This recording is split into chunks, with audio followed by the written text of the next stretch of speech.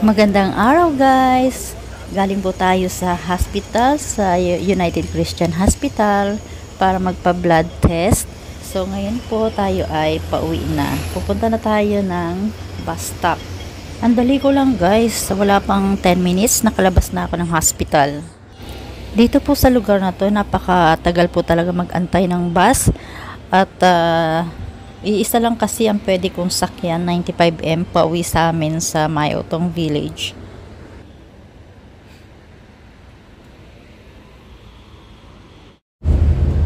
Ito na nga po, nakasakay na tayo ng bus at 8 minutes lang po mula hospital hanggang sa village namin.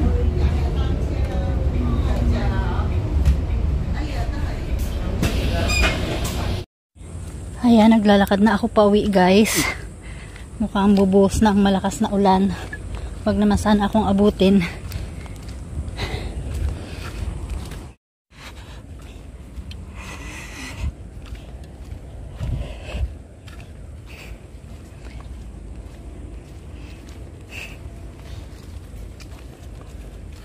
Nagluluto si Lola ng lugaw ngayon na may spare ribs.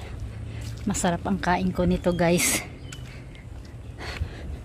Ang ilalahok niya ay sitaw. Nagayat ko ng sitaw kanina bago ako umalis. Alam nyo guys, ang bilis ko lang sa hospital sa pagpa-blood test. Ang napakatagal yung pag-iintay ng bus.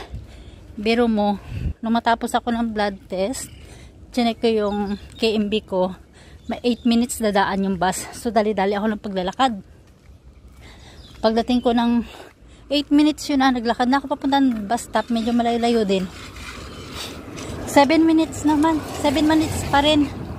Tapos nang mag 1 minute, umakyat na naman sa ilang minuto. So yung 8 minutes na bus na sana dadaan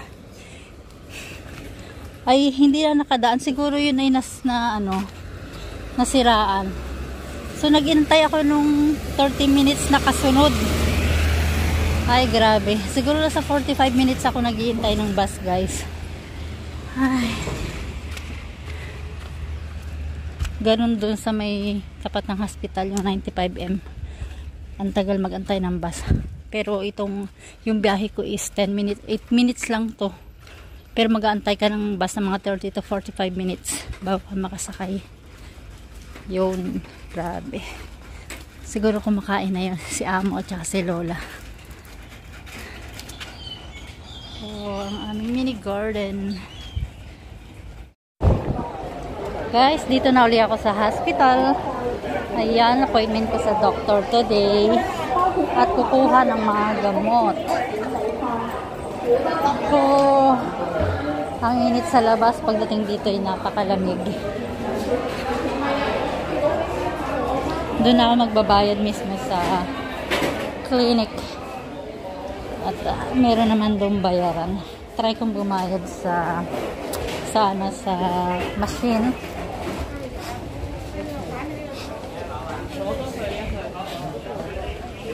10:15 pa naman yung aking appointment guys, pero pwede nang pumasok.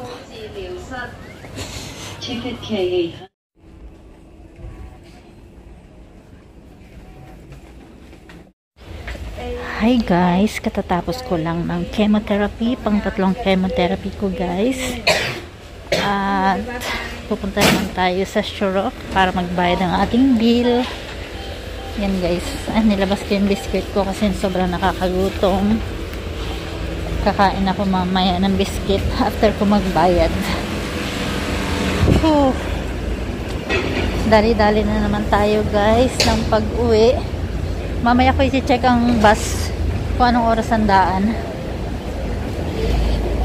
Kailangan natin magmadali kasi hapon na. For around, I get 4 na. Pagdating ko ng bahay, maliligo, magpe-prepare ng lulutuin sa hapunan. Ayun.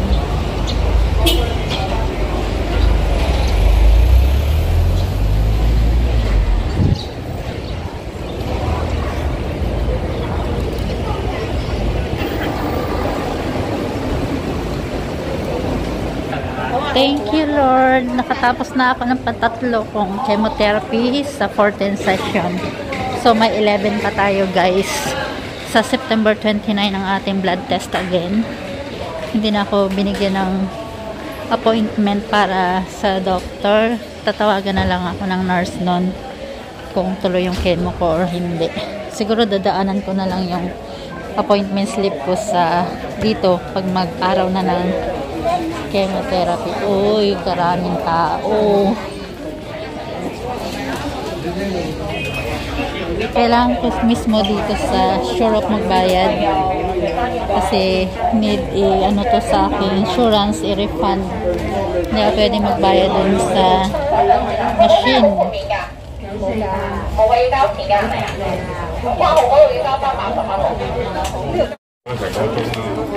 Yan guys, nakabayad na tayo ng bill. Magdadali-dali tayo ng paglalakad kasi na-check ko yung KMB ko apps. 10 minutes dadaan ng bus. So, lalakad tayo. Wait guys. Sobrang gutom ko. Kain tayo ng Skyflex. Crackers with flaxseed. Sobrang init sa loob ng hospital dun sa chemotherapy center. Sobrang lamig. Nanonood sa kalamnan. Paglabas mo ng hospital, ayan, sobrang init. Buti na nga lang hindi ako nagkakasakit guys. Awa ng Diyos. Laking pakialam guys. Oh. Kain ako sa daan. Hindi kasi ugali ng mga hindi kumakain habang naglalakad. Ako laging ganito.